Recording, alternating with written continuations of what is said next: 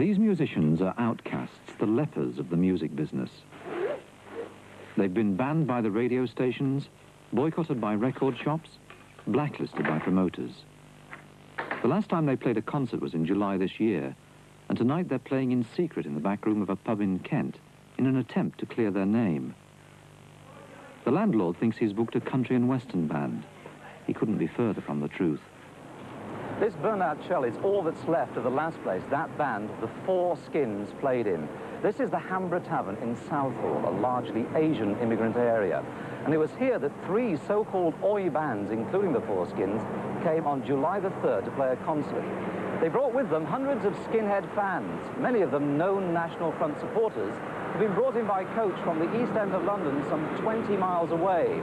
Before the concert, some of the skinheads assaulted elderly Asians in the street, and they daubed shop windows with National Front slogans. Later that night, the Asians retaliated, and what followed turned into a full-scale race battle. Asian youth threw petrol bombs and bricks through the windows of the Hambra Tavern. They fought with skinheads outside, and by the end of the evening, 110 people were in hospital, and the police had made dozens of arrests. From early evening, as soon as we found that our community was being invaded and our women being beaten up by the skinheads, it was a complete shock. And, you know, we were sort of further shocked by the fact that the police, there was no response from the police. That here you had large groups of people, fascist people, who were doing Nazi-type salutes, writing NF on the condensation of the windows, and abusing all the Asians here. That, you know, police still don't do anything. The Four Skins claim to this day that they're not racist and that they weren't to blame for the riot. Package just went a bit mad, didn't they? Just went over the top. Well, they were provoked, weren't they? Who provoked them? We didn't. The Asians come up, they was in force, they used that gig as an excuse to put out their little bit of violence, have their say in a riot. It was just an excuse for them. We was Andy's scapegoat, that's all. But don't you feel, in a way, guilty? Because, I mean, you're the focus of all that, aren't you? Well, I don't feel guilty about nothing.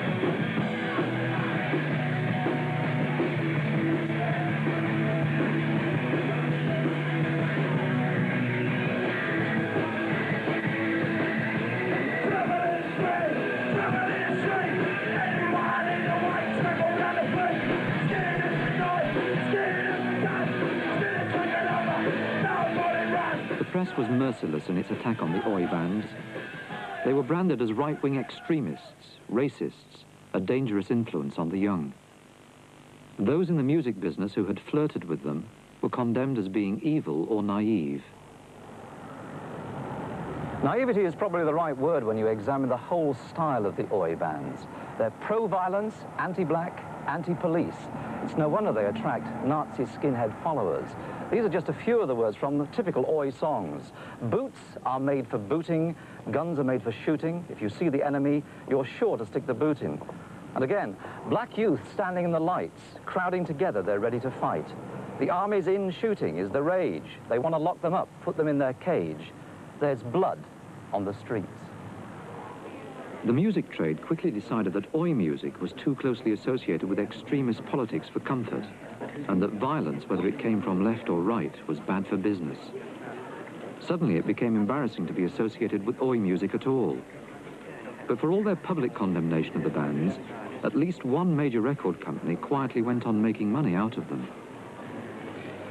This record caused quite a fuss when it was released earlier this year, not so much for its musical content as for the title, Strength Through Oi. It's based on a Nazi slogan, Strength Through Joy. And the man on the front cover turns out to be a neo-Nazi, now serving a prison sentence. What's surprising about this record is that it wasn't produced by a small label, but by one of the giants, Decca. They won't make any official comment today, but they do say that the record has been deleted.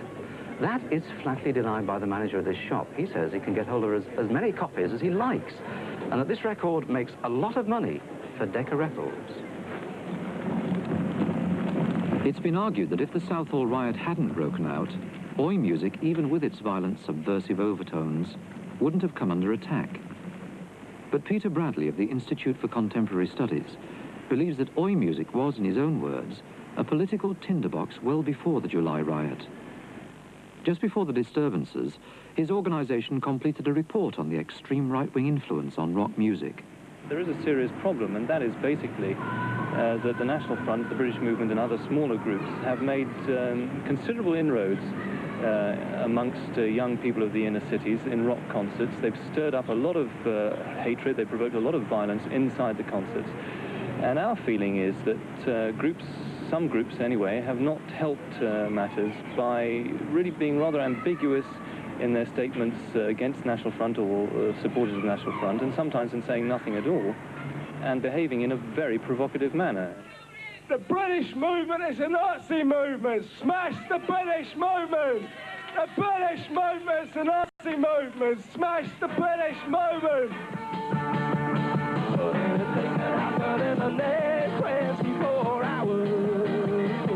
It was to counteract the influence of the right-wing political groups on pop music that the Rock Against Racism campaign was started in the late 1970s. It was an attempt to counter the growing feeling among some pop musicians that fascism could be fun. Ideas which disturbed influential disc jockeys like Radio 1's John Peel.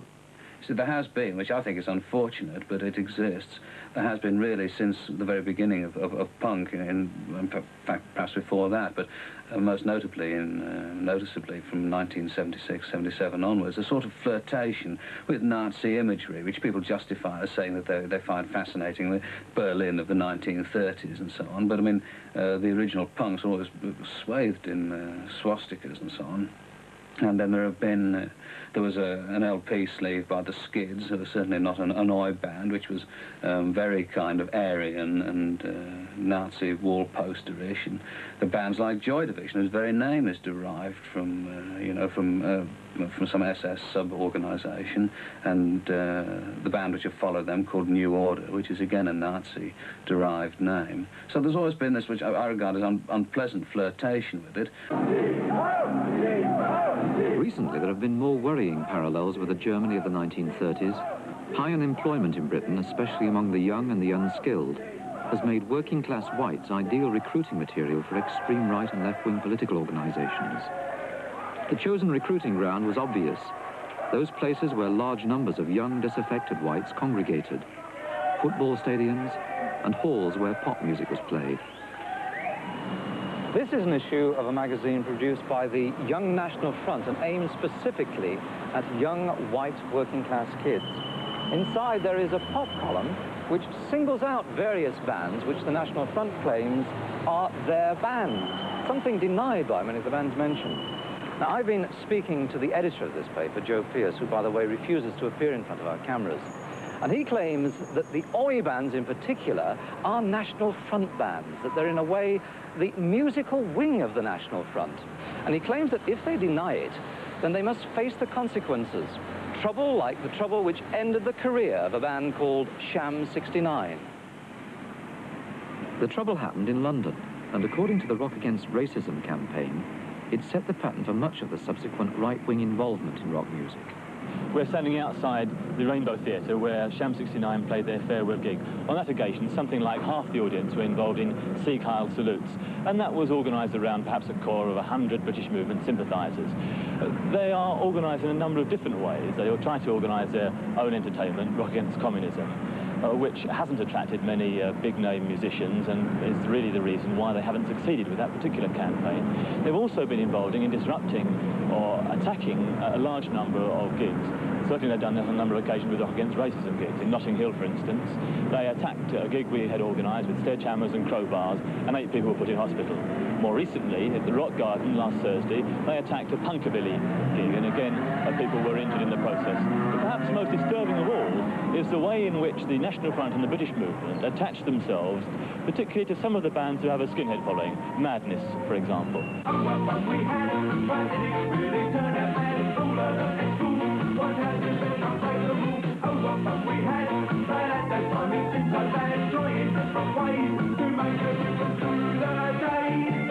The National Front claimed that at one recent concert by Madness, they distributed 700 copies of their magazine Bulldog. But eventually, Madness issued a statement condemning racist groups, a brave gesture since it might bring a violent reaction from those racists among their fans. Disc jockey John Peel says all bands with a right-wing following are caught in the same trap. But how far are musicians responsible for the extreme politics of their fans? I don't think they're responsible for them at all, actually. I think the right-wing attitude, rather like as it is with football. I mean, you know, the West Ham players are not themselves responsible for the fact that a lot of people turn up at West Ham matches and stand at the back, stand in the terraces doing Sieg Heils, and it's very difficult. What are they going to do? Stop playing football? You know, they've got to go on playing football, and these people will turn up. There's very little they can do about it. I think they could go further in sort of publicly disavowing them, but then at the same time, particularly with a band like the Four Skins, they're really dependent on those people for their audience. And they're living in the East End. They make life very dangerous for themselves if they make too many public statements opposing the right-wing movements and so on.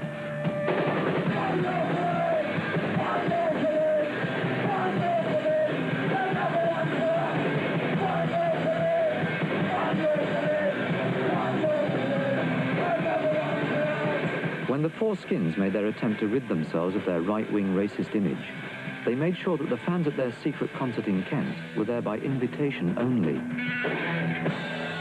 It was to be a demonstration to the world that in spite of Southall, they were just a band who wanted to play music, a band who wanted nothing to do with politics.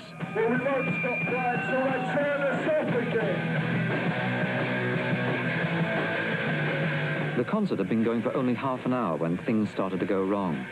First, there was a mysterious fault with the power supply. Then the fans took over.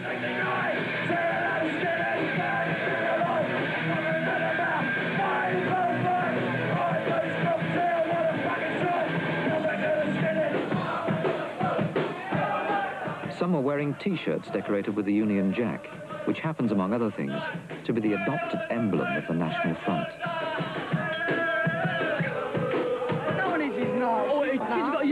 Why do you wear that if you're patriotic? Patriotic? It's English. It's English. You haven't seen no one's Nazi badges. No one's Nazi badges. Paradoxically, some of the fans who claimed they weren't Nazis did indulge in half-hearted Sieg Heil salutes, possibly as a joke for the benefit of our cameras. If it was a joke, it badly misfired. At other bands' concerts, there's been evidence that neo-Nazis encourage fans to take part in similar, but much more serious flirtations with fascism.